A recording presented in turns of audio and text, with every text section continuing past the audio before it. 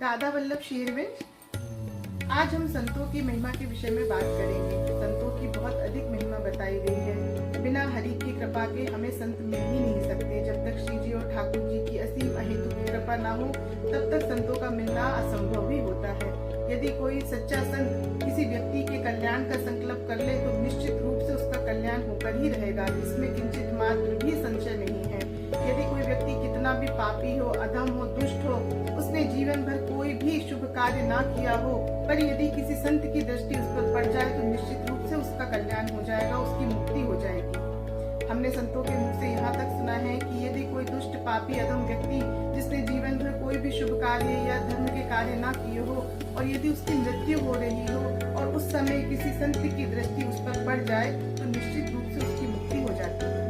इतना ही नहीं, यदि कोई दुष्ट पापी अधम व्यक्ति जिसने जीवन भर कोई भी शुभ कार्य ना किए हो उसकी यदि मृत्यु हो जाए और उसे शमशान के लिए उसके मृत शरीर को ले जाया जा रहा हो और उस समय भी यदि किसी सिद्ध संत की दृष्टि उस मृत देह पर पड़ जाती है तो भी उस व्यक्ति के सारे पाप नष्ट हो जाते हैं और वह उत्तम लोकों में जाने का अधिकारी हो जाता है।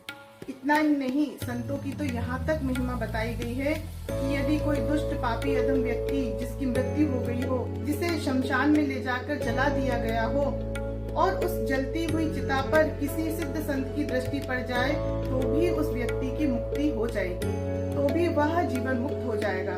इतना अधिक महत्व होता है संतों की कृपा का, संतों की दृष्टि का। यदि आपको ये सब सुनकर ऐसा लग रहा हो कि यह सब संभव नहीं है, पर ऐसा नहीं है। भगवान ने संतों को इतना सामर्थ्य प्रदान किया है कि वे अपनी दृष्टि मात्र से, अपने संकल्प मात्र से किसी भी प्राणी मात्र का कल्याण कर सकते हैं। पर सच्चा संत मिलना और उसकी कृपा को समझ पाना, ये सब भगवत कृपा से ही संभव है। जब तक भगवान की कृपा नहीं होती है तब तक हमें संत प्राप्त नहीं होते हैं। इतनी अधिक महिमा है संतों की।